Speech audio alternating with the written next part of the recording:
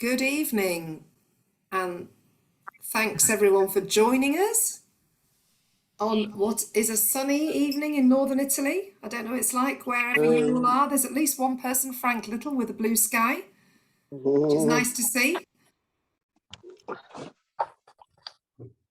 We're just going to let some other people in. What a great motivation. Oh, Can you push that? I can see Joan 12's in the middle of my screen.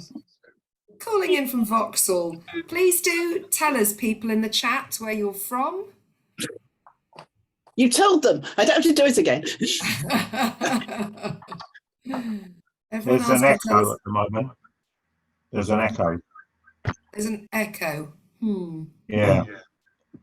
So everybody else has introduced themselves, and I think, well, there's the.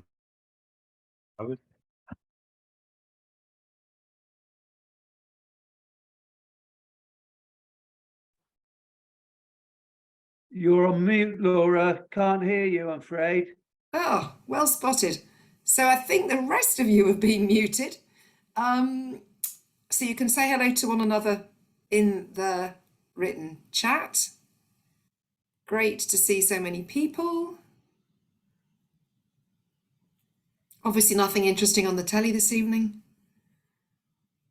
Or it is that you rightly think that the man who was the last leader of the European Parliamentary Labour Party deserves a decent audience, and indeed he does. And in a couple of minutes, I'm going to introduce him to you properly. But whilst some more people are joining, it really is brilliant to see so many people, by the way. And Chris Hammond has got a flag up. This is impressive branding. So, whilst I think a few more people are joining, I'm just going to tell you a little bit about the format of the evening. So we're going to hear from our esteemed guest, Richard Corbett, who I'll introduce properly. He and I are going to have a bit of a chat, and then there'll be a chance for you to ask questions. You can do that the conventional way by just waving your arm around and hoping that someone spots, or you can use the little yellow hand down at the bottom of your Zoom screen, or if you'd rather just write something in the chat and Seema will hopefully pick it up. And at the end of the evening, we're just going to have a couple of minutes of unashamed propaganda from Another Europe is Possible to tell you about a couple of events that are coming up. But before all of that, the first bit of propaganda, I'm just going to hand over to Seema from Another Europe. This will be about 60 seconds to tell you a little bit about how you can come along to more of our events and find out what we're up to. Thank you so much, Laura. So I'm Seema. I'm one of the staffers at Another Europe is Possible. I work part-time, and I'll just tell you a bit more about us. So Another Europe is Possible was founded to fight Brexit from the left, but we can't do it without our members. We're a pluralist, member-led organisation, and we welcome everyone from the broad left and progressive spectrum, from socialists, Greens, SNP, Labour, or anyone, even if you're unaffiliated. So since 2016, we've been fighting for internationalism. We've been fighting for a transformative, redistributive economic system. We've been fighting for anti-racism, for workers' rights, and for environmental standards. We've mobilized with protests and direct actions on the streets, with online petitions and campaigns, and we've run events and conferences. And we work really closely with other international social movement organizations across Europe and beyond. Now, we see Brexit as a hard right authoritarian project, as I'm sure many of you in this room also do. We see it as part of the wave of rising authoritarianism across the globe, and we work on challenging the causes of this, crony capitalism and the unequal economic system. And we work more broadly than just Britain and the EU. We've held rallies in solidarity with Ukraine, platforming trade unionists and the Ukrainian left. We've just organised an international delegation of Muslim women activists from the UK to Cologne to challenge racism and discrimination against the Muslim community. This was very evident in the discourse of the Leave campaign with Nigel Farage, with Katie Hopkins. And we've also got a brilliant Brexit Spotlight blog where we continue to post analysis of the negative consequences of Brexit. And we've launched a report on Brexit and the environment. So you can read a lot more about what we've been doing over the past year in our impact report, which is on our website and which I'll link in the chat in a minute. And what we're doing is bringing a wider movement together to challenge the consequences of Brexit and to fight to rejoin the EU with a transformative social and economic agenda. Now, whether you're in Labour or not, it's likely but not guaranteed that the next government will be a Labour government. And Labour's position on Brexit has frankly been rubbish. The trade unions' positions haven't been that great either. So it's really important that organisations like Another Europe exist to influence both those spaces and to build a wider social movement around them. We can't do this without our members' support. So we really need members to continue our work. And so if you're here and you haven't joined Another Europe is Possible, please do join us to keep contributing to our work. We really need you. And if you have joined, please do consider donating as well, because that really helps us. Please do think about running for a national committee, and you'll always have emails telling you about how you can take part in our campaigning and our events. So thank you so much, Laura. That was brilliantly succinct propaganda. I can see a number of familiar faces in here and some familiar names. There are definitely many people here who are much more expert than I am on all things European. So hang on to your questions, because there will be a chance to ask them.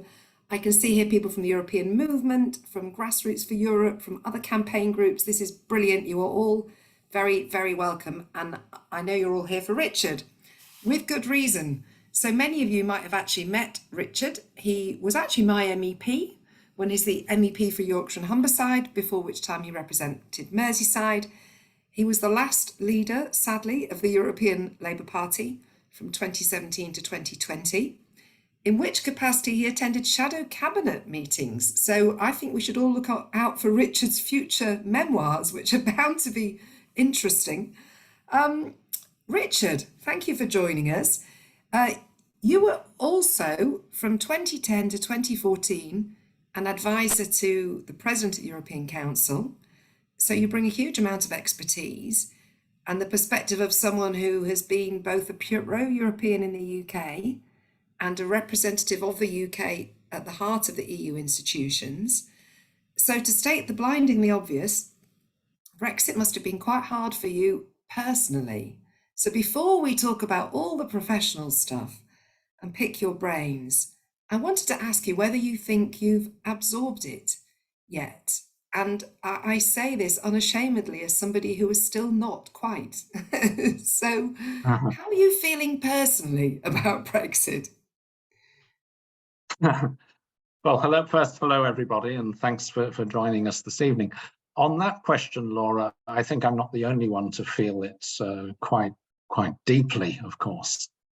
But whatever our individual perspectives on it, it's a tragedy for the country and for the citizens of Britain.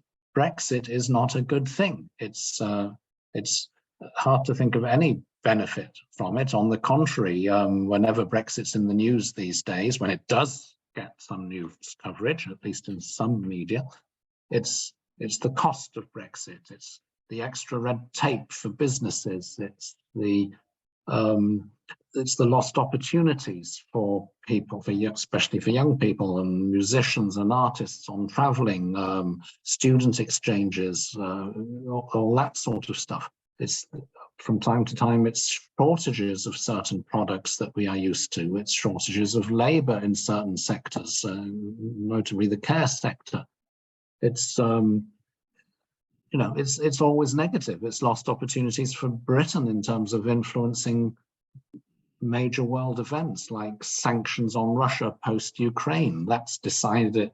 The most important sanctions are the ones decided at the level of the EU, the world's largest trading bloc. So Britain has no voice in that. And it's it's nearly 4% of GDP, which is £40 billion of tax revenue that is lost to the government and everything that Labour would hope to do. So yes, we feel it personally. Almost everybody here, I should think, feels it personally. But the bigger picture is how awful it is as a dreadful mistake for the country. So do you want to say a little bit more? I'm sure that most of the people here will agree with that, and many of us do feel it sort of profoundly on a personal level as well. I mean, I'm not the only person, I'm sure, who's got family in a bit of the EU, and I always personally found it slightly odd that I was expected to leave. And you have said before, how does someone with an Italian husband and a Spanish niece and a family in France leave? So I'm sure there are many people here who do feel it sort of very personally, profoundly. Of the many negative impacts, let's start, if you can, with just a bit more about its economic impact. Do you want to say something more about the economic and trade? We were obviously told that global Britain would open its doors to us and we'd be trading all over the place and wouldn't need our pesky neighbours. That's probably not what the evidence is currently showing. Well, can I first come back to something that Seema said in her presentation at the beginning about Brexit being driven by the hard right, that organisationally at least, not everybody who voted for it, of course, is hard right, but the driving forces politically behind it were indeed on the far right. Two groups in particular, and they overlap. One was old-fashioned nationalists, you know, rah, rah, Britain, we don't need anybody else, we're fine by ourselves, etc. Tinged sometimes with nostalgia for the older generation. The other group was economic neoliberals, those who don't want any form of state intervention in the economy or regulation, didn't like the European Union and its single market, which is the world's largest single market, because it was a regulated market. It's a market that had rules to protect the environment, rules to protect consumers, rules to protect people at the workplace, rules to ensure reasonably fair competition. Rules that were not perfect, far from it. Most of our work as Labour members in the Socialist group in the European Parliament was to try and get better rules on that. But nonetheless, those rules were sufficiently significant and had enough bite that the neoliberal right, the corporatist right, attractive to Trumpist supporters, to multinationals that want to avoid taxes and play off one country against another in terms of regulations, they disliked it intensely. Now, those two groups together on the right, far right really in British politics, distinct but sometimes overlapping, they drove this Brexit process forward. And we all underestimated their strength at the time. Of course, they had many allies in the media, on the right wing, the Conservative Party and elsewhere, but they are the ones that drove it forward. So I've noticed, by the way, someone in the chat said, I've missed their name now, sorry, I haven't got my specs on. We all know the multitudinous negative impacts of Brexit, let's cut to the chase. But actually, although I have a degree of sympathy with that comment, whoever it was that made it, I think it is important that we interrogate its real impact, because if we are ever going to rebuild our relationship with the European Union, and indeed many would say rejoin, then I think we have to have an honest appraisal about what has happened. So you've made it pretty clear where you are on the economic situation, and I have a general sense from what's going on in the chat that most people would agree with you. You said about its negative impacts on Britain's place in the world. Is that unequivocal? I mean, I think when we had the referendum campaign, and obviously I say this myself as someone who campaigned to remain clearly and subsequently backed a second referendum, but one of the big problems we had was that any rational assessment of whether you do or don't do something is a cost-benefit analysis. And in the referendum, we had one side did cost and the other side did benefit. Is there anything, honestly, that you can see that has been a positive, including on Britain's relationships with the wider world? No, honestly. It was sold on a long litany of lies. Remember, they said it would be easy. It turned out to be rather complicated and difficult. They said it would save lots of money that would all go to the NHS, by the way. It turns out to be incredibly costly. They said we'd benefit from new trade deals with countries across the world to replace the trade deals that we had via the EU, which after all were negotiated with the clout of the world's largest market, with some leverage in those but Britain by itself would negotiate far better deals with the rest of the world. They said it would enable us to create new networks of influence, etc. None of this has materialized. I can't think, maybe if anybody can think of a benefit, they could put it in the chat, but I can't think of any significant benefit. Well, let's throw that gauntlet down, and you may be an ardent pro-European, but if you can think of a benefit, please do note it in the chat, because I think that the reality of how we now campaign to rebuild our relations must be that we can't just do a rerun of the last referendum when all nuance was lost. I mean, Another Europe, of course, was always campaigning for Remain and reform, but it was a voice very much drowned out by the pure against and the pure pro. Okay, so you're pretty clear that we've not benefited economically. You've listed a whole series of areas in which life has simply become more complicated, the red tape, the travel. What are the polls saying about whether or not the public agree with you? I know that you're a keen watcher. Well, I think this is a very interesting thing. The public seems to be ahead of politicians on this. It's now over 60% who say Brexit was a mistake, compared to just over 30% who still think it was a good idea.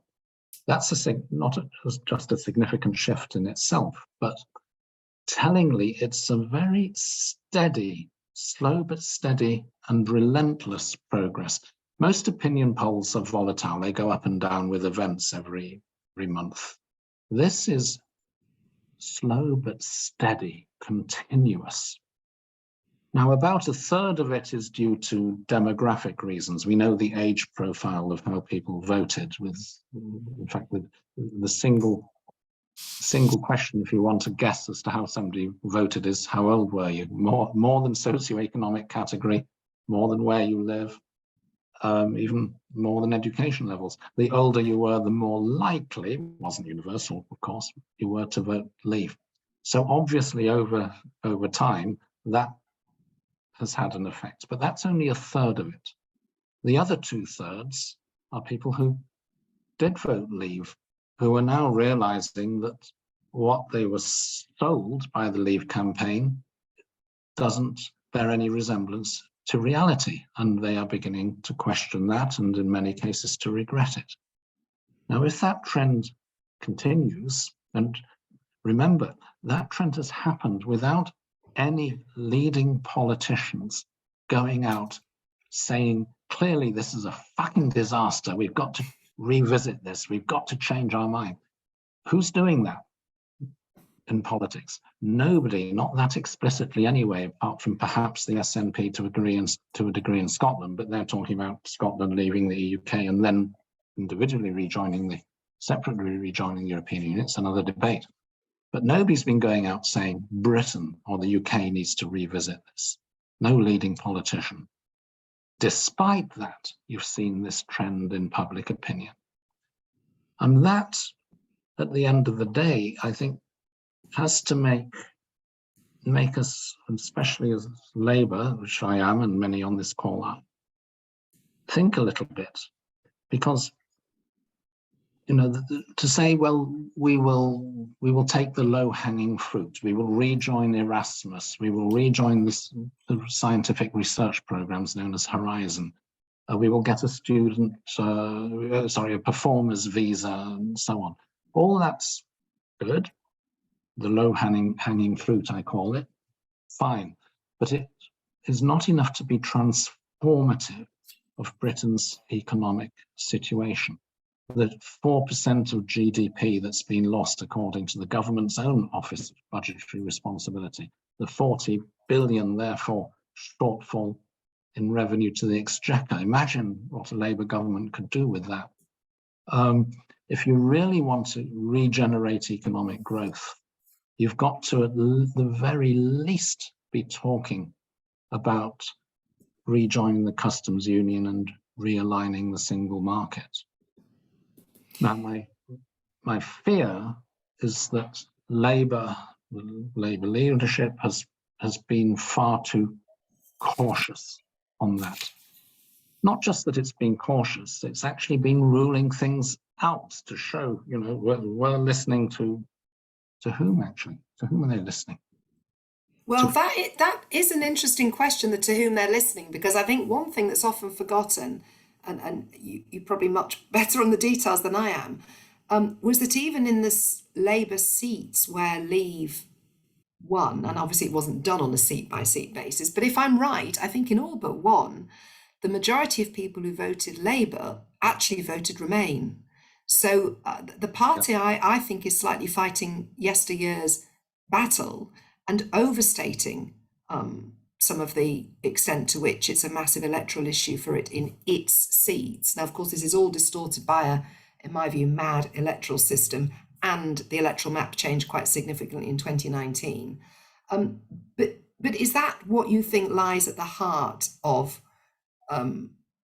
Labour's hesitancy? And if that's the case, what explains then the hesitancy of other parties who either don't have as many seats to lose or have,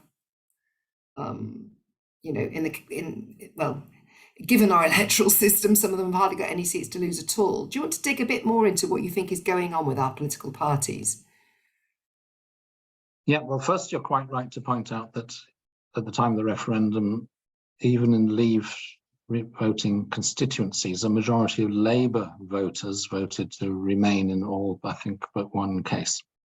Now, since then, of course, there has been this evolution of public opinion. But even in 2019, people forget Labour lost more of its previous Labour vote to the parties that were clearer and faster than us in coming around to supporting a second referendum, namely the Greens, the Liberal Democrats, the SNP and Plaid Cymru, than we did to the Conservatives. There's a sort of received wisdom which is wrong, that Labour lost 2019 in large part because Labour Leave voters in the so-called Red Wall deserted us and backed Johnson's Get Brexit Done. Johnson got 43% of the vote nationally. The parties which by then, including us, were demanding a new referendum got 53%. But of course, with our electoral system, they were all in one basket, because remember, Nigel Farage stood down his candidates to back Johnson. Those who were critical of Brexit wanting another referendum were split between us and other parties. And therefore, Johnson won a majority of seats with only 43% of the vote. I think the leadership of the Labour Party now fears that happening again if Brexit, Europe become again the dominant issue in an election campaign. They fear that, but things have moved on.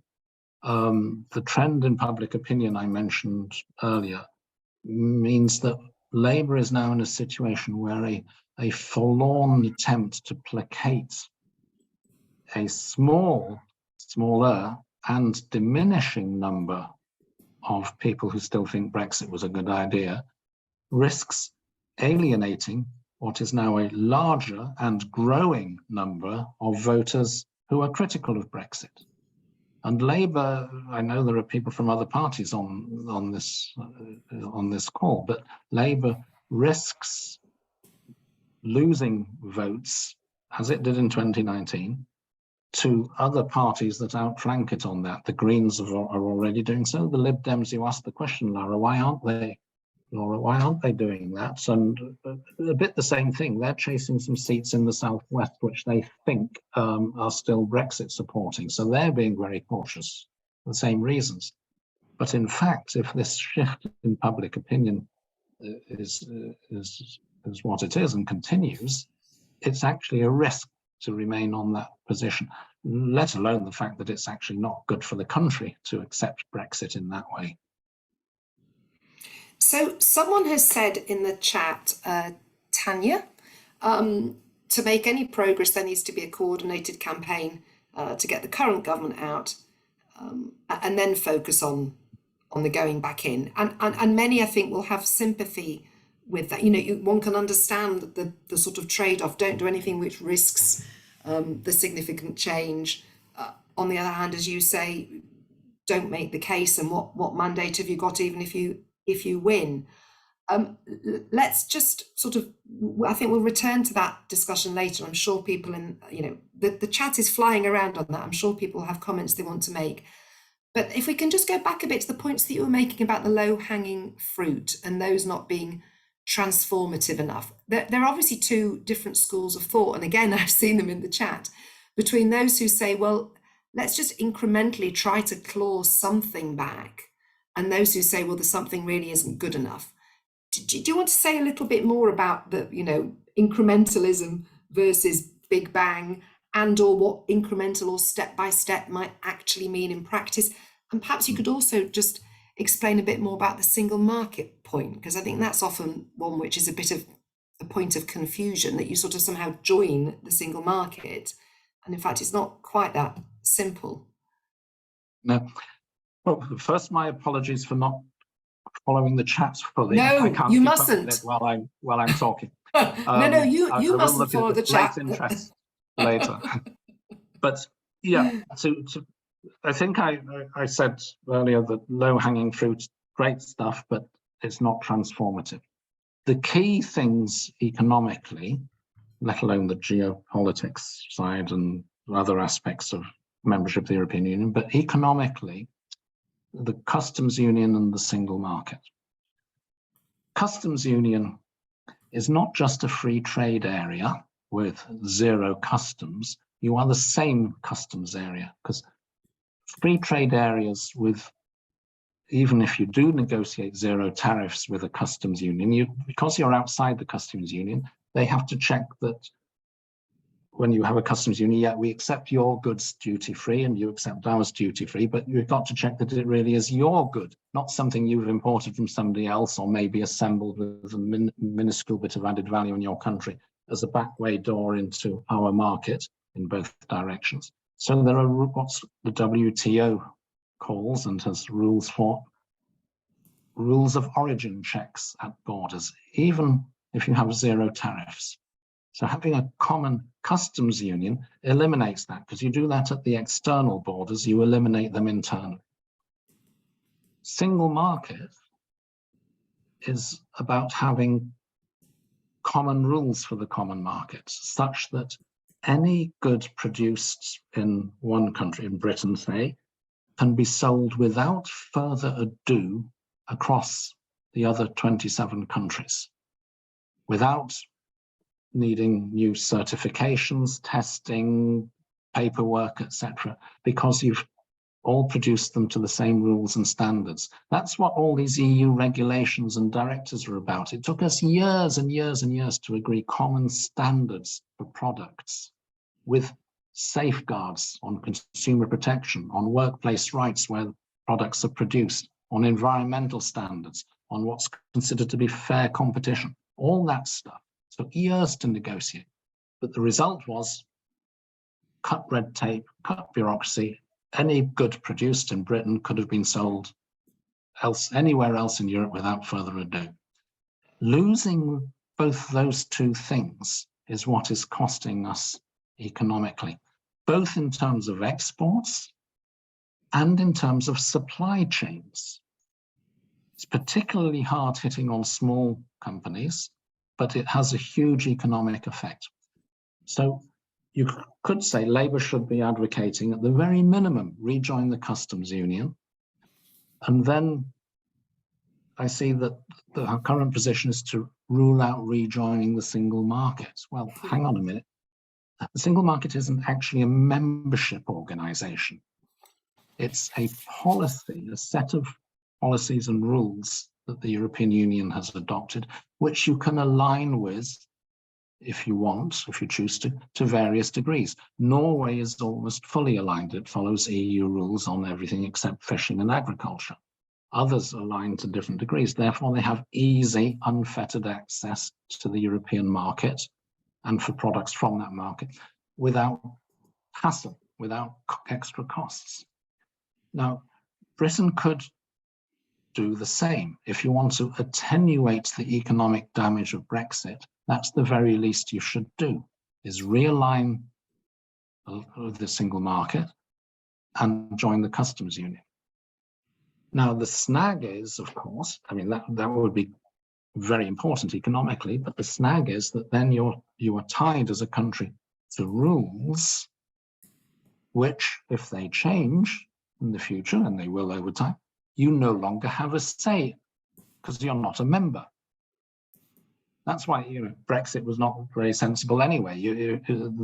They never faced up to the fact that Brexit involved hard choices for the country. If you go ahead with Brexit, as we did, you had to either say, let's distance ourselves from Europe completely, you know, go global. Some of them were saying global Britain, blah, blah, blah. We're shackled to a corpse in Europe. We must break free, regulatory sovereignty and new trade deals across the world.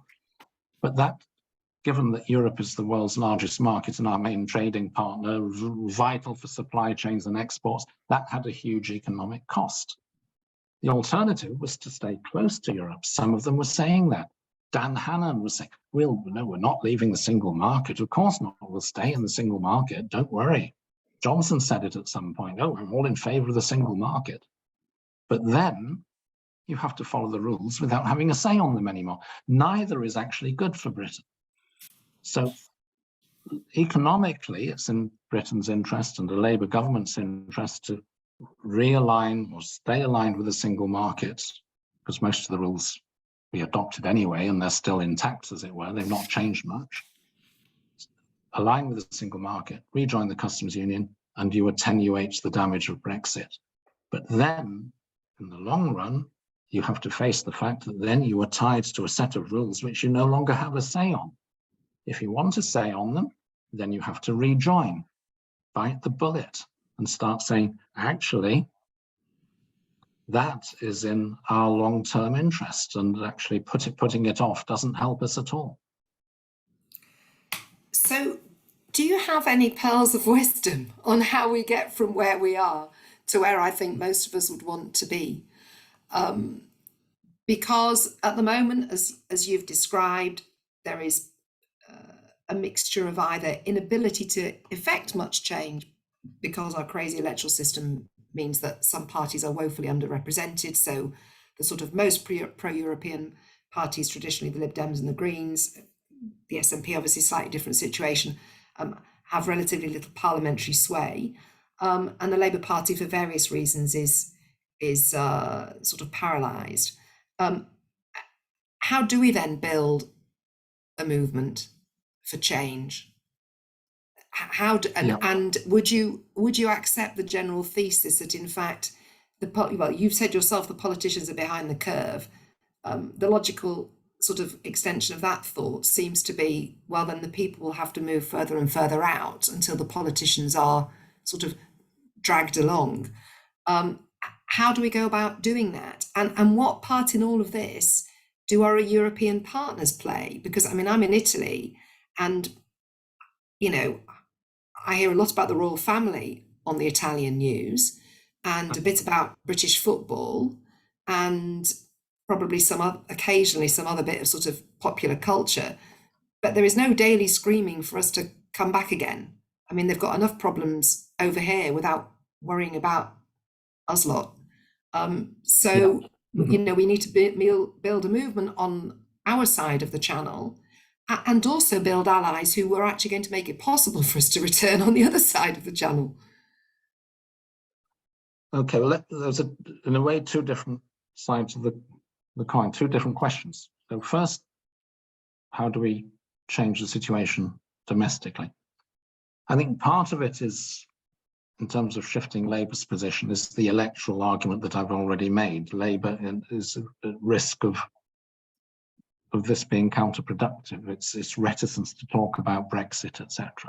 And we have to make the case within the Labour Party. There's still a lot of myths around in the Labour Party. You know, I mentioned the Red Wall myth. There's a myth that working class people voted for Brexit. Actually, a majority of working class people in work voted to remain. A majority of working class people who were not in work, mostly retired, voted to leave. It's not as simple as some people portray. A lot of people in the Labour Party said, oh yeah, well, the public is overwhelmingly against freedom of movement. Rejoining means freedom of movement. We can't control our borders anymore, which is accepting a little bit of Leave propaganda, frankly, because migration to the UK always had, even when we were in the European Union, a majority was from outside of the European Union, which is entirely a matter for national rules, nothing to do with Europe. Britain can be as open or as restrictive as it chooses to be in function of its domestic politics. So these headbangers, I'm sure most people on this call will agree with me on that, who are so obsessed with every slight increase in migration, etc., fails to appreciate that Britain did control the bulk of migration to Britain. Whereas EU freedom of movement is a reciprocal right, with millions of Brits, like yourself, Laura, going in the other direction as well. It was more balanced, and the racists among them. I'm not saying all people who supported Leave are racist, of course not, but all racists just about did vote Leave. And some of them were saying, oh yeah, we don't want all these migrants, etc. And what they've done, from their point of view, they've replaced European migration, often only for a few years and going back, with African and Asian migration, which they seem to detest even more than everywhere else. So these headbanging, racists have also not got one that they wanted. But okay, I'm digressing here. In terms of Labour's more serious policy position, it's wrong to swallow the Eurosceptic line that we couldn't control our borders when we were in the EU. One, we did. Everybody entering Britain is checked. We're not in Schengen. Two, most migration is from outside the EU, which is entirely under British rules anyway, so you can choose to be as open or restrictive as you want. So there's a lot of myths, even within the Labour Party, that need to be addressed. And the idea that the North voted for Brexit, well, the great northern cities of Manchester, Liverpool, Leeds, Newcastle, York voted Remain, whereas quite a few southeastern country shires, Norfolk, Suffolk, Lincolnshire, the Eastbourne area, Sussex, etc., voted Leave. So let's get away from some of these myths and stereotypes that the Leave side have been very adept at pushing around. So it's a combination of addressing real issues and arguments, the economic ones we discussed earlier, rebutting those points that I've just mentioned within the Labour Party, plus reiterating where the public is going makes it electorally advisable for Labour to be much more forthcoming and much less cautious about Brexit. Then your second question, would the EU have us back? Because we'd need to negotiate an accession treaty. Now, in one sense, technically, since we've been a member, we're still aligned with most EU rules, there wouldn't be great arguments about how many seats we get in the European Parliament and votes in the, all that relatively easy. The sticking point for the EU, really, if they were confronted with this issue, and they're not at the moment, so they don't really say anything about it, but it was, let's not forget, not a good thing for the EU either to lose a member state for the first time in its history, and a significant one. And it's had a negative economic effect on them as well, not as big as for us by any means, but it's not been good news. So in one sense, they'd be well disposed and it would be relatively easy to accept us back. But the one thing they would worry about is if, say, a Labour government took us back in with the Tory opposition saying, we're against this, we'll take Britain straight out again when we come to power. They don't want to go through this whole saga again 10 years down the road. They would want some reassurance that Britain really has changed its mind, or at least is unlikely to change it back again. And that, I think, would require one or more of three things. They're not ors, they're and/ors. Either the Conservative Party also changes its mind on Brexit, we can always hope,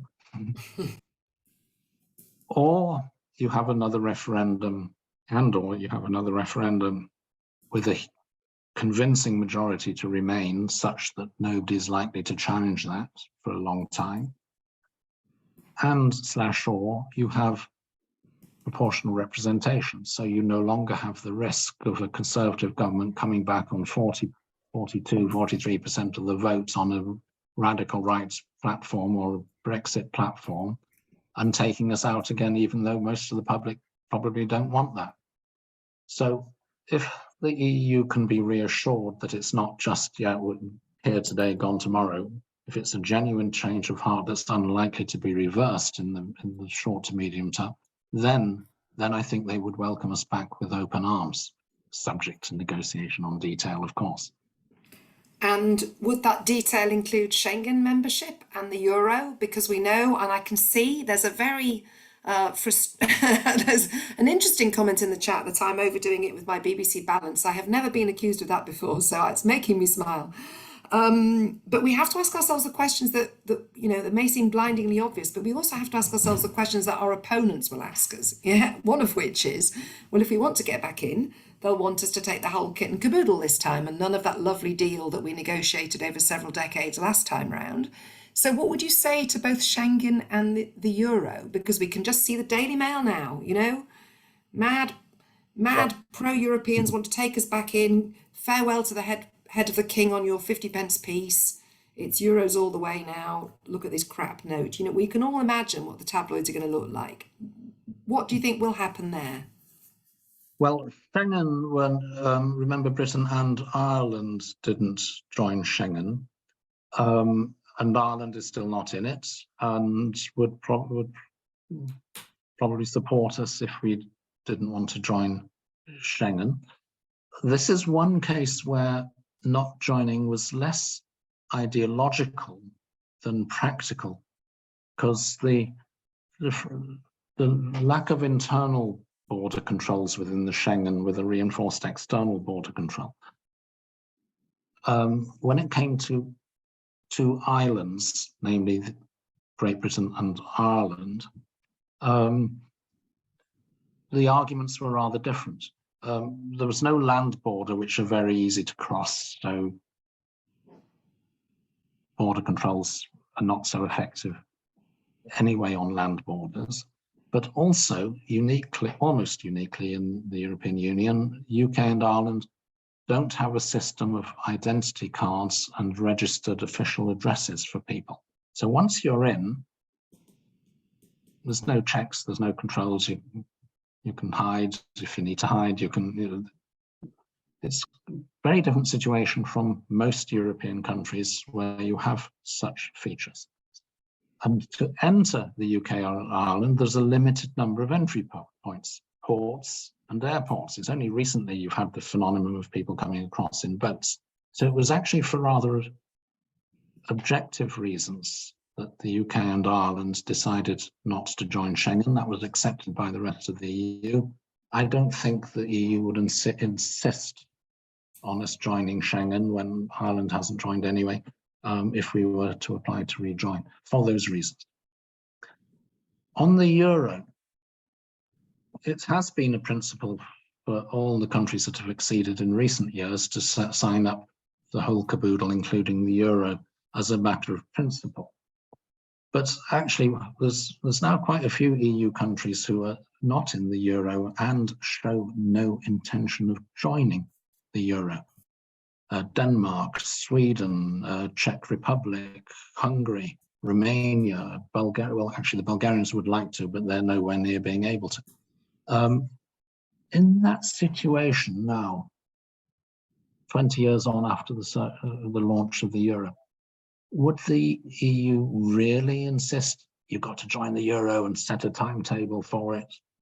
I mean, we might say yes, in principle, in due course, but we have flexibility according to the conditions and have a sort of de facto opt-out. But I think you could probably even negotiate the sort of opt-out we already had, given that we were already a member with that sort of opt-out, given that we wouldn't be the only ones far from it. I don't think it's an automatic thing that we would be required to join the euro. It's another debate about whether we ought not to in our own interest, by the way, but let's leave that to one side for now. I don't think in realistic terms that it's unavoidable to join the euro. Okay, thank you. That's really interesting. By the way, I must just, for the avoidance of doubt, Brexit was a bad idea, and I think we should get back in. I'm not asking difficult questions or irritating you all with asking questions because I have anything other than a complete conviction, but I think we have to be prepared to have a debate from all sides of the debate because we have to win this debate, and it's not quite as slam dunk as some of the comments in the chat I think are suggesting. But that's a very good point that you make, Richard, about both Schengen and Europe. Now, someone else had said in the chat, well, we just have to persuade people that they are both a good idea. In fact, what you're saying is we would have to persuade people that those weren't an obligatory part of our membership. But above all, we would have to have European allies who are willing to... Which doesn't mean that it's a bad idea, by the way. Yeah. Exactly. But we would have to have European allies and build these allies so that whatever it was we were saying about the kind of EU that we thought we were joining, someone over there or over here was agreeing with us, because we cannot win this thing on our own. There was a final question I just want to ask you before we sort of open this up. And this might be really unfair, but if you were a betting man, and obviously you're too wise to be a betting man, when do you think we will rejoin?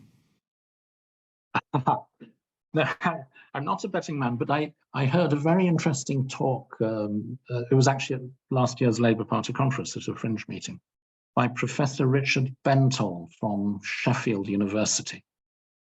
And he's placed a bet on us rejoining in, I think he said 2032. And this is based on an interesting analogy he makes, because he's a political psychologist. He studies the psychology of why people form political identities, why some people stick to strongly held views even in the face of evidence to the contrary, and why they stick together, and what sometimes then makes them flip and change their mind and switch eventually. And he makes an interesting analogy with 100 years ago in the United States. The country was riven down the middle between wets and dries on the issue of alcohol. The prohibitionists won the debate initially, and it was put in the Constitution. Prohibition was in the Constitution, and everyone said, "Oh, that's it. Whatever you thought before, that's settled. It's done." Because to change the Constitution, you would need to reverse the previous change, requiring a 2/3 majority in both the Senate and the House of Representatives, ratified by 3/4 of the states. That's never going to happen. And yet, 13 years later, I think was his calculation, it did happen. And how did it happen when everyone said it's impossible? He said the dry identity, passionately held by so many, basically dissolved once prohibition was enacted, because they could see the unintended consequences, the rise of gangsterism and trafficking and criminality, the huge loss of jobs in certain towns like, I don't know, Milwaukee with all its breweries and so on, the loss of tax revenue, which meant increased taxes on other things for people and so on. All these things that hadn't really been explained or were dismissed by the prohibitionists came home to roost, and the dry identity faded away. Now, he says he detects a lot of the same features in the Leave identity in Britain. Now, I'm not one to second guess him. I'm not a political psychologist, but I thought that was a very interesting analysis, and I hope he's right. 2032, maybe earlier, that would be great, maybe a bit later, but it's an interesting argument. Well, my maths is terrible. Is that 9 years away? From now, yeah. Seems doable. Okay, thank you for taking us a bit of a canter through a series of issues. So the question remains open, I think, which is, so what's the strategy? So I'm going to see if anyone out there who's got their hand up thinks they've got an answer to the what's the strategy question, or has another question about the strategy to put to Richard. And Seema's also picking questions up in the chat. So James Newell, you are waving vigorously. So we're all now waiting for you to tell us the answer. Thanks, Laura. I'd like to suggest that there are three conditions that have to be met to further our progress along the road to rejoining the EU, at least in the immediate term future, as far as the next general election is concerned. The first one is that I think that rejoining will be made possible, at least in part, by the actions of small parties like the Rejoin EU party in taking advantage of the opportunities the electoral system gives to small parties to influence the public agenda, even though they find it difficult to win seats, by taking votes from the largest two parties. I mean, this, it seems to me, is what UKIP demonstrated so devastatingly in the 2015 election, when by taking votes from the Labour Party as well as the Conservative Party, it forced David Cameron to deliver on his referendum promise that he thought he would never actually have to deliver on because he wouldn't win an overall majority. Second thing that I think needs to happen is that habitual supporters of the Labour Party need to be willing to rebel by voting against it. So in other words, it depends on their realization that loyalty to the party actually frees the hands of Starmer to take positions that the party supporters actually disagree with, knowing that his supporters will vote for him anyway. And then the third thing I think needs to happen is that in the forthcoming election, voters need to be willing to vote tactically, with the aim of ensuring that Labour is returned with a relative but not an absolute majority, so that parties more favourable to EU membership can hold its feet to the fire. In other words, make their support for a minority Labour government conditional upon measures like rejoining the single market. So I think what we need to do is to try to organise a progressive coalition, as I say, in order to ensure a hung parliament, which would be achieved by concerted efforts in the direction of tactical voting. So that's what I would suggest. Well, that was brilliant and succinct. Before I get some responses from Richard to that, I'm going to see if anyone else has got strategic suggestions. Peter Cook? Yes. Yeah, 3 levels. I see this as an organisation development problem that's probably inappropriate, but it's a useful model to think about. Individual, parliamentarians and the mass media. The very slow thing that we need to do is inefficient but very effective, is to conduct conversations with Brexiteers. I call them Brexicisms, but long conversations to talk people down from the mountain to move from 63% to 70%. Once we have a super majority, the politicians cannot ignore that. So that's the long, slow, winding road. At the higher level, the parliamentary level, to continue to break the parliamentary paralysis by all the means that we know and love, writing letters, going and see your MP, trying to persuade people that it's bad not to oppose, and all the rest of it, because I think that Sunak may well steal Labour's clothes at the next election if Starmer's not careful. And then at the highest level, if you want to have mass effect, to get yourself on GB News, in the Express, the Telegraph, the FT, the Guardian, and all the mass media, to get credible stories in these media, so to play them at their own game. So that's much harder to do, but of course, if you manage to achieve that, as Richard obviously does from time to time, you have a massive effect on people. So, I mean, this newspapers and TV are what people literally almost consume for breakfast. So we need to change their breakfast. That's my answer. Okay. I'm just trying to see, there's some questions have come up in the chat as well. There was one from, maybe this is more of a question than the strategic sort of suggestion, and then I'll come back to David and John and Giles, who've had their hands up for a while. But Catherine Butler, I don't know if you're out there, I'm just going to ask your question. Oh, there you are. So you had a question about the freedom of movement. Do you want to unmute yourself? Yeah, so it's just, you know, I have a number of friends on here who recognize me as one of the people who used to march up and down every month outside Westminster, saying that musicians depend on freedom of movement. But freedom of movement for all seems to me one of the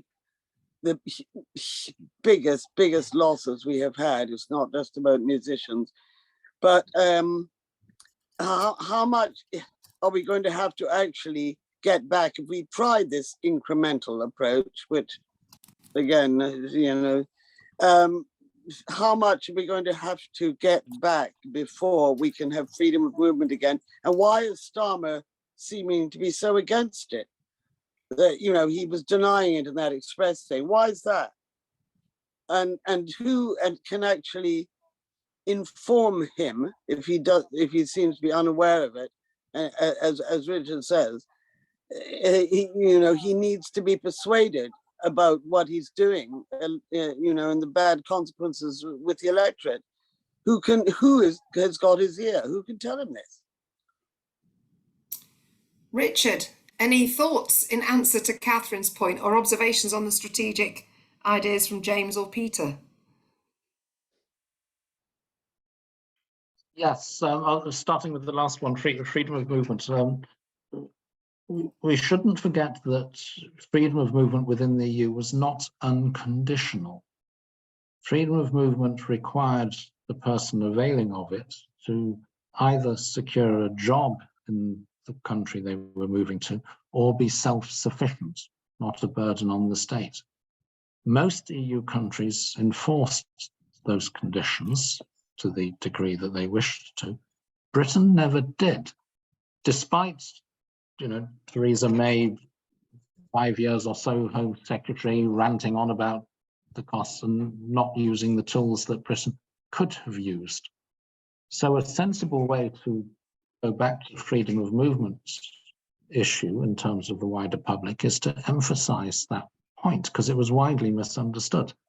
Hence the tabloids, though they'd probably make mischief anyway, saying, oh, it's a benefit tourism. They come here only to take our so-called generous benefit system. That was bullshit. Sorry, excuse my French. That was a load of nonsense. Those conditions are rather important for reassuring the segment of public opinion that's cautious about freedom of movement. And that point, I think, certainly needs to be made to the leadership.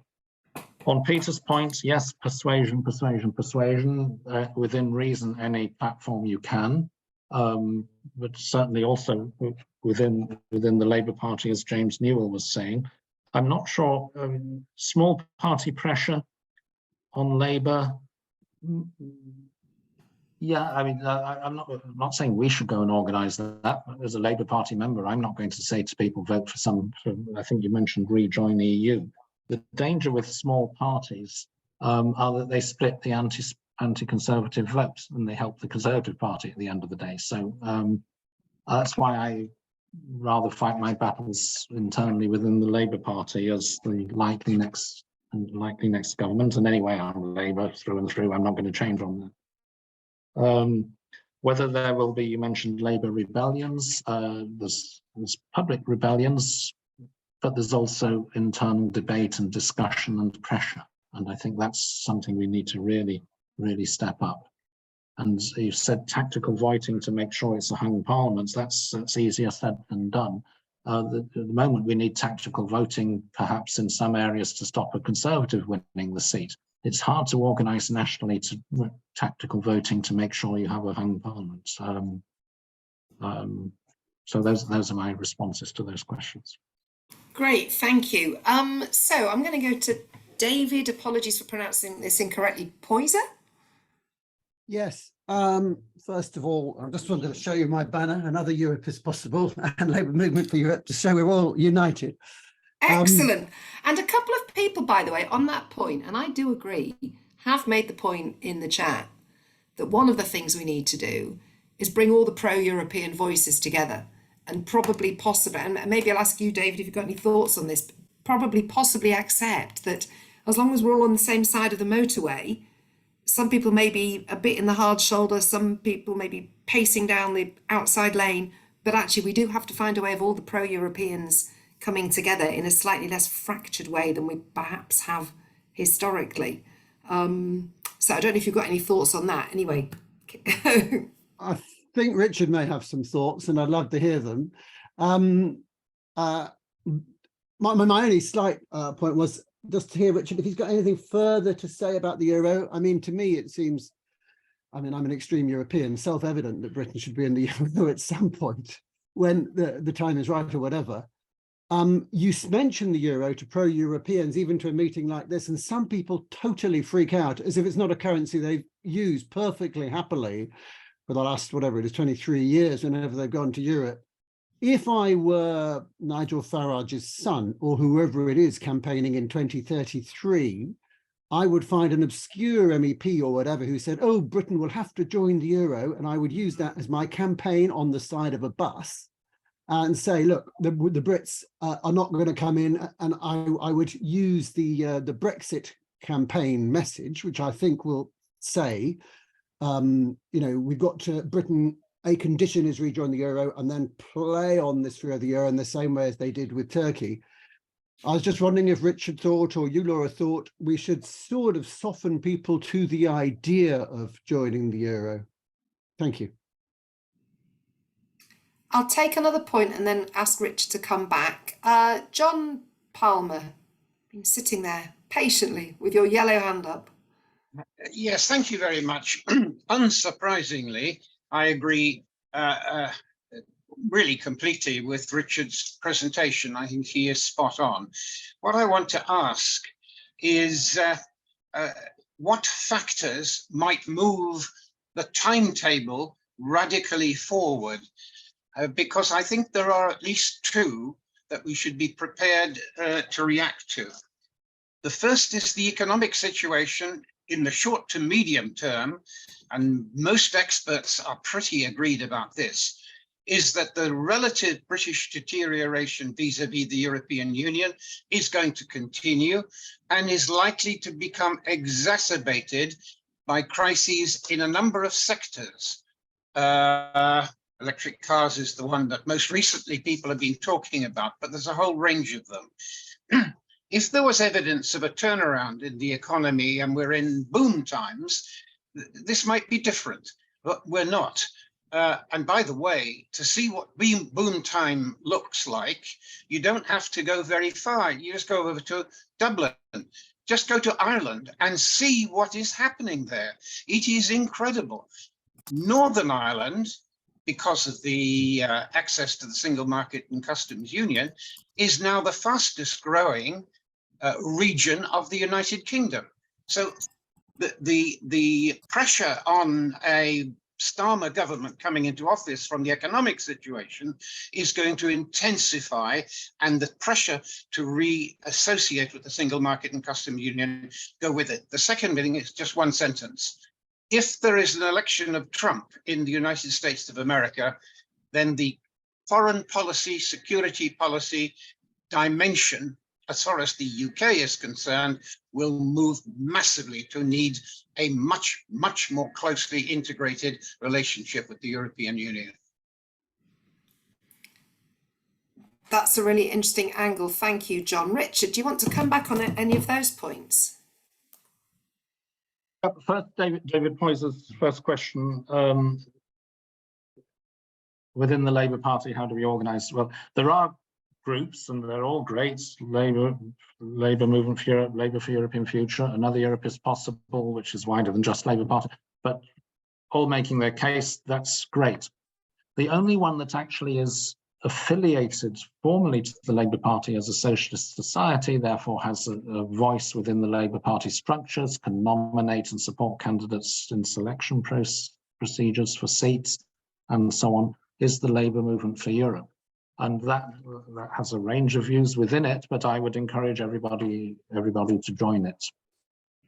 On the making the case for the euro, yes, there is a good case that can be made for the euro. Why did however many it was at the time, I think it was when we were 15 member states, all except Britain at the time, say yes, a single market needs a single currency? It was to avoid the transaction costs. Every time you change currency from one to another, the bank takes a certain percentage off you. You know that from your travels, but imagine it as a business involving millions of pounds.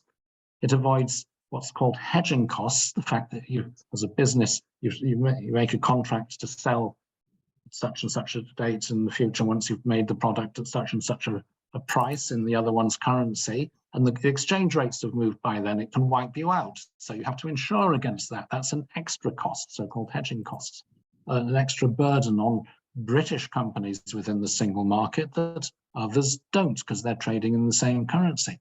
There's the fact that the euro collectively can stand up to the pressures of the dollar as an international currency.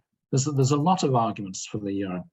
Nonetheless, tactically, if we're trying to win the argument about rejoining the EU and a certain percentage of people say, oh, I don't know about the euro, why not separate the arguments and say we can rejoin without rejoining the euro?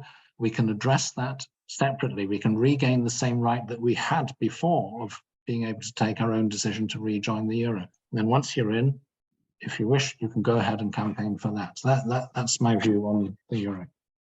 John, I'm delighted, John, lovely to see you again, by the way, that you agree with the bulk of what I said.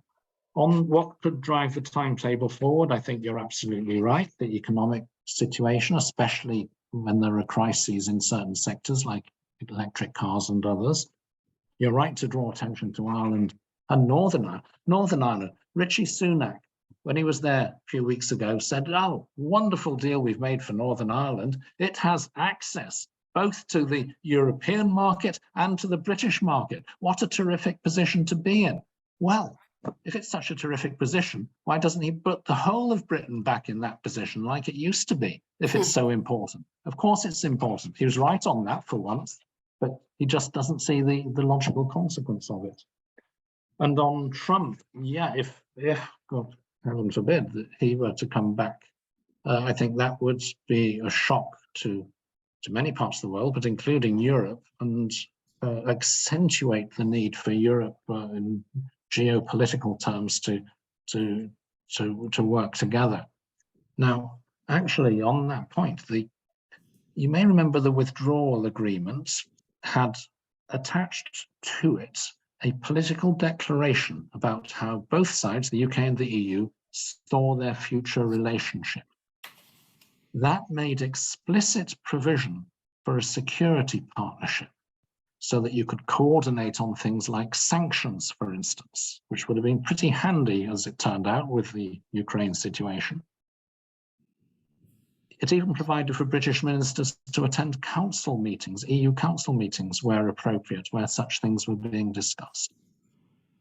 After the withdrawal agreement was ratified, Johnson got his deal through the House of Commons, and it then came to negotiating that future relationship, what became in the end the Trade and Cooperation Agreement. Johnson reneged on that, refused to negotiate it. It was dropped, even though both sides had agreed it in principle and both parliaments, Westminster and the European Parliament, had approved it in principle. So I think that will very much be on the agenda for a Labour government, and especially so if Trump comes back to power. Great, thank you, Richard. I'm going to ask Gilles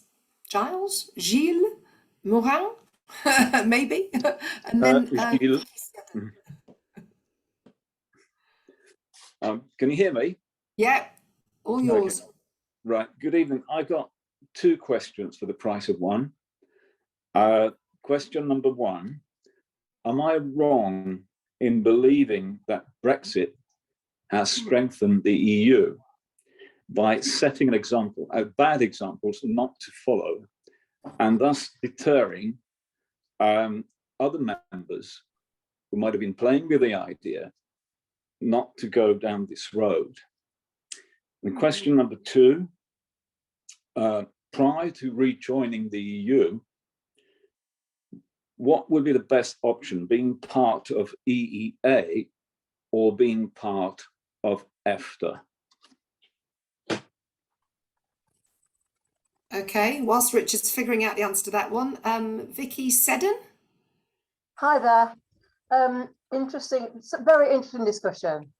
But what kind of concerns me is that in the argument for rejoin, which I am fully in favour of, but I do think before you have the arguments about the tactics about rejoining, etc., that whole thing about having a more strategic, overall, inclusive debate about what kind of relationship we now want to have with Europe, which means that people from whatever their position were, whatever they voted, they could have a contribution to that debate. And I think that debate needs to happen. And I think it hasn't happened. And that whole thing about moving into tactical positions before, in a way, you've got, if you like, people on board with what kind of relationship we want, it is not a mistake, but I think it will be really helpful to have some process by which everybody can contribute and feel they're contributing and feel that the way they voted does not stop them being able to make a contribution to the next steps. And I think that, you know, that strategic thing needs to happen, as well as the more practical, tactical discussion that we've been having this evening. Brilliant, thank you. Richard? Yes,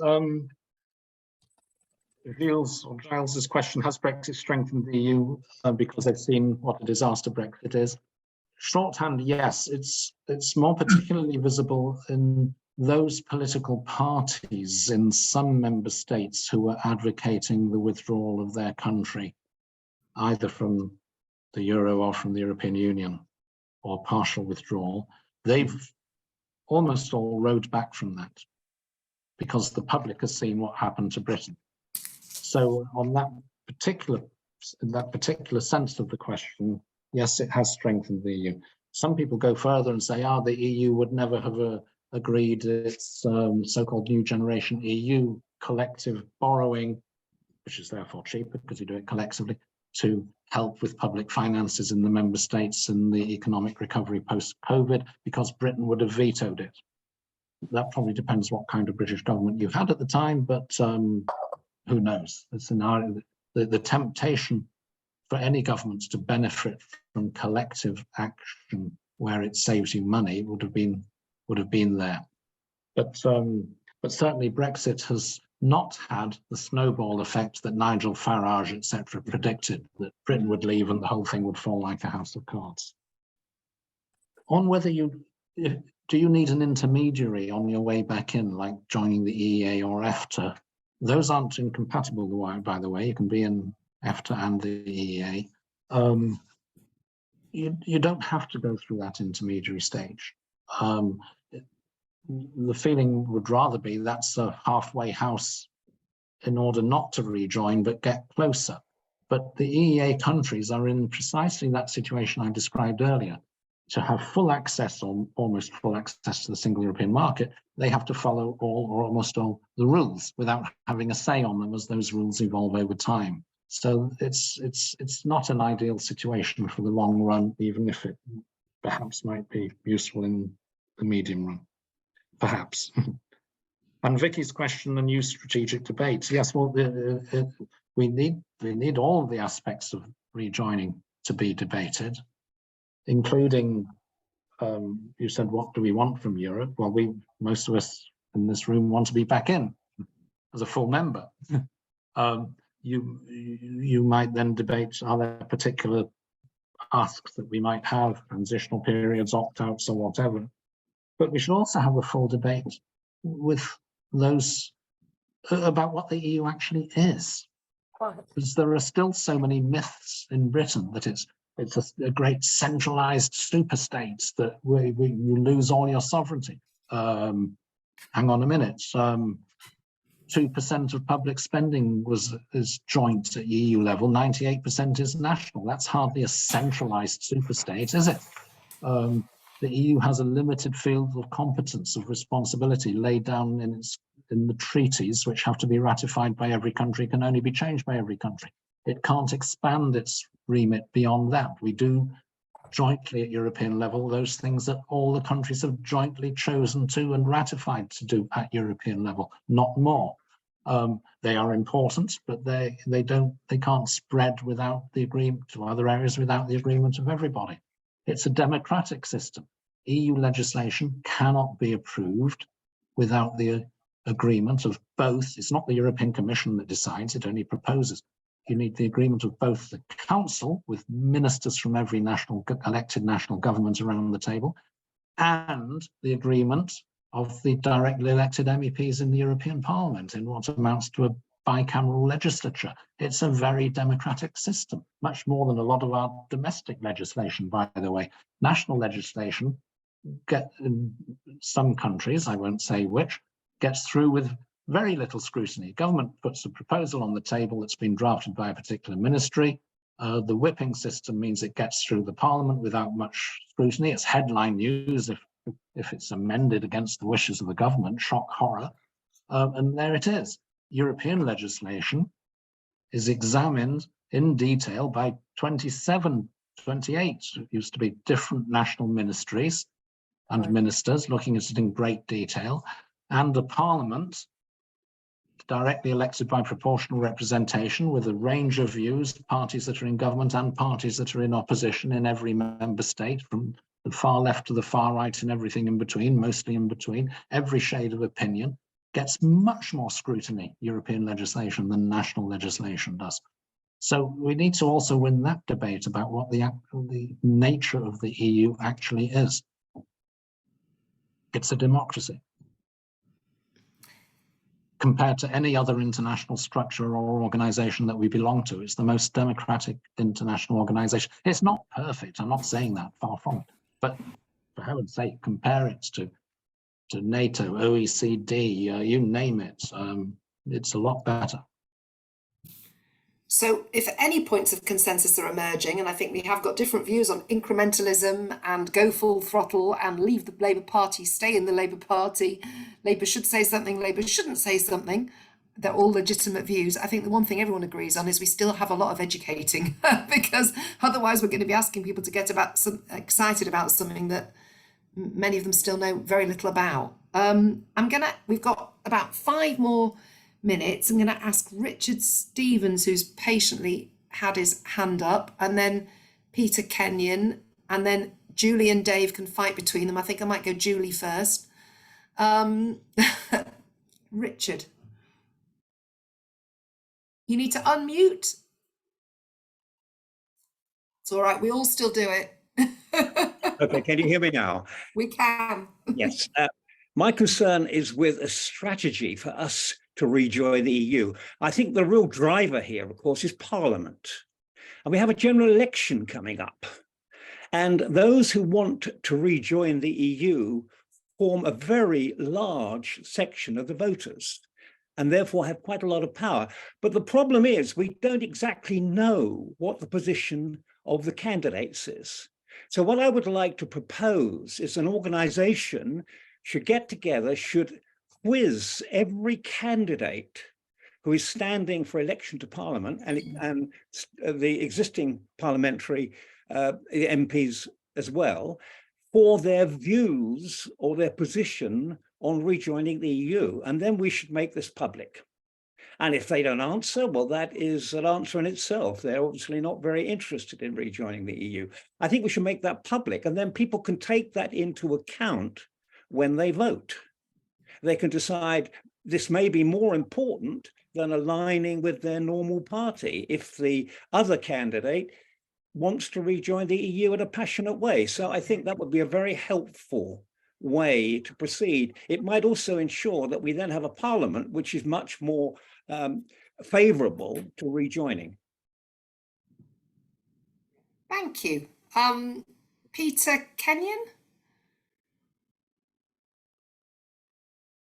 Thank you very much, Chair. And thank you, Richard, and all the contributions that we've heard so far.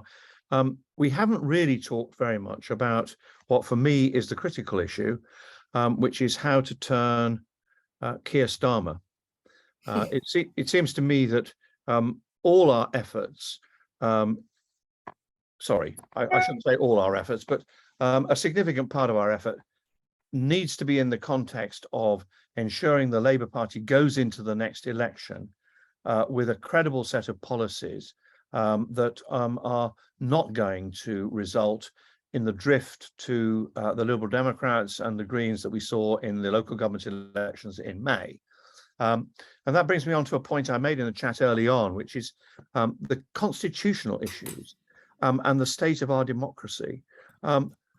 We still consider ourselves to be the mother of democracy. That is no longer true.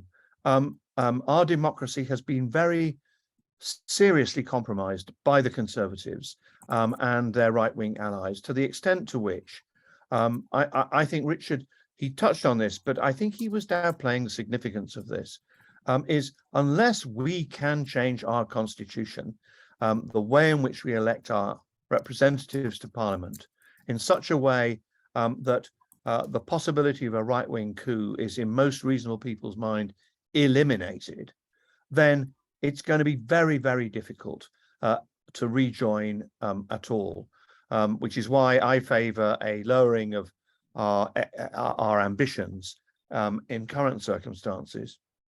But I would hope that what Starmer can be persuaded to do is to use the democratic deficit as a route into reminding the electorate of how important it is that we restore our democracy and reinforce it in such a way that it cannot become prejudiced again in the way in which the Conservatives have prejudiced it, so that we can realise the economic benefits that will come from rejoining. But as first steps, I think the idea of promoting rejoining in the near term is frankly going to upset and damage the chances of dealing with the economic issues, and that can only come by accepting that we need to do this slowly, and rejoin the customs union, rejoin the single market, and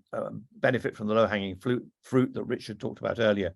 But to see the democratic deficit as being an absolutely critical step that Starmer needs to be persuaded to recognise as being part of the process to help restore the strength of the economy that we've have enjoyed through membership. Thank you. Brilliant, thank you. Before we go to Richard, I'm going to take Julie. Thanks, Laura. I didn't think I'd be able to make it actually because I was travelling up to Edinburgh, but I'm really glad to be here with so many friends, and also particularly to be in the same room as Richard because we work together. And I was glad that people talked a little bit about what's happening kind of in the world, international policy. Trump was mentioned at one point, but I'd like to talk about Ukraine and the Balkans, because my friends in the Balkans used to say to me, the EU is what you've got. Sorry, the EU is what you've got when your government goes rogue, meaning they hadn't got the EU when their government went rogue. And I think it's really important for people to talk about the kind of genesis of the war in Ukraine, because it is Ukraine's European ambitions to have democracy and freedom and a better quality of life, you know, to be European, which effectively is what Putin didn't want. And I actually believe that I think Brexit weakened the bloc and it exposed the whole of the EU. It exposed the EU and Ukraine and the world actually to Putin's imperialistic ambitions. And I'm not sure whether or not he'd have had the idea of kind of walking right into Ukraine if he hadn't divided his enemies. And I think it's really important to talk about, there's so many issues that for me align with, you know, the mess that we're in and what's happened with Ukraine, and also the influence of Russian money in the Tory party. So the Tories are not friends of Ukraine, you know, they're just not. They appear to be friends of Ukraine, but actually Boris Johnson took all that Russian money. The Conservative Party was awash with Russian money. And I think we should be talking. So partly this is building on what Peter was saying, which is, you know, democratic deficit, but also about looking at other countries and the state of the world and how we've lost our position on the world stage, frankly. And our actions emboldened, I feel, our actions in Brexit emboldened our enemies, emboldened the enemies of freedom and democracy. And the stuff that's kicking off now across the Balkans, and of course this horrendous war in Ukraine, you know, I think have probably been at least exacerbated by our actions to turn our back and to separate ourselves from our neighbours.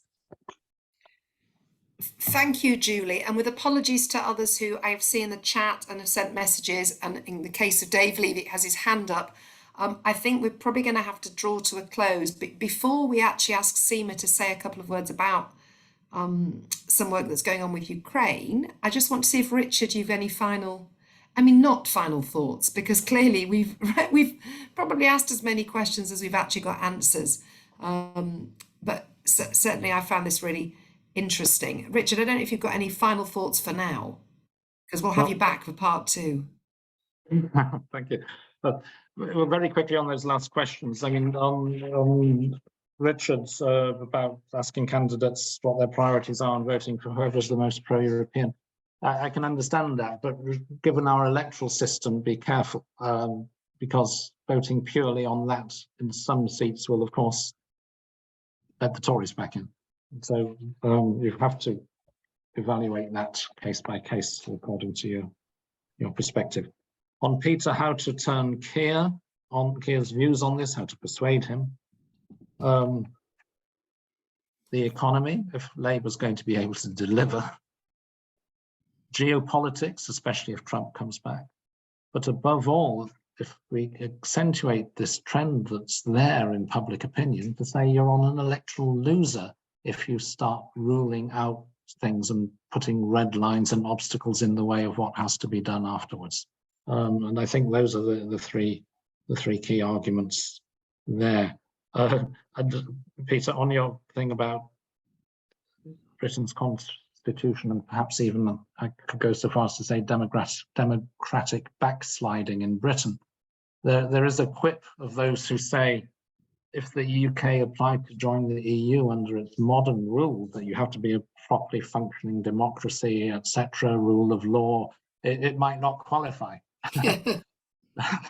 So yes, we do need to address that issue. I absolutely agree. And Julie, yes, of course, I've worked with Julie for years, and she's absolutely right. So the situation in the Balkans and the Ukraine was certainly not helped by Brexit, and actually Brexit may have encouraged Putin to act, thinking that Europe was divided, in a mess, fragmenting, etc. Well, if all the stories about Russian money influencing the referendum are to be believed, he certainly thought that us making this catastrophically stupid decision was a good idea. There have been some really interesting comments in the chat, and I'm sorry we've not been able to pick up on them all. One in particular from Candida Jones, which I just happened to spot, about how one of the fundamental issues we actually need to discuss is migration, because shifting people's views around migration would in fact, had we managed that, and had we historically, and again, I think the Labour Party has some significant part to play in the blame in this, had we actually not allowed that to become the issue, which of course it isn't really, we might not be in this pickle either.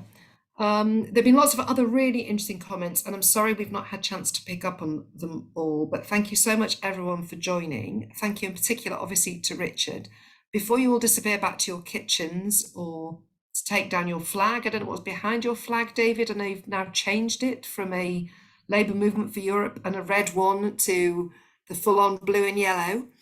Before you disappear behind it, like the Wizard of Oz, I'm just going to ask Seema to give us a couple of updates, particularly on the work that we're doing on Ukraine. I'm afraid you don't have Seema, but you do have me. Oh, sorry, we've got the B okay. team. Thanks, Richard, and everyone who contributed tonight for tonight's discussion. It's great. I just wanted to let you know about a couple of events coming up with Another Europe. The first one has already happened, but it was a fabulous event, and we took part in a range of organisations for Decolonial Europe Day. So it took place on Europe Day, the 9th of May, and it talked about Europe's colonial and imperial history, and it drew together a crowd that would never normally come to a Europe Day event. So you can see the concluding session to that event on YouTube still, and I posted a link in the chat. And there are also 2 events coming up at the London Ukraine Recovery Conference, where you can find the details in the chat. That's a major intergovernmental conference taking place at the end of June. And we're supporting 2 side events, one at the University of Greenwich and one in central London, and the details are in the chat. So thanks so much. I hope you'll be able to make them. Cheers. Bye-bye. So thank you all, everyone, for joining us. Really thanks again to Richard. There is much we still need to discuss. So we better carry on discussing and then come up with an action plan. Safe travels back to kitchens, bathrooms, living rooms, bedrooms, the TV news, wherever it is you're going.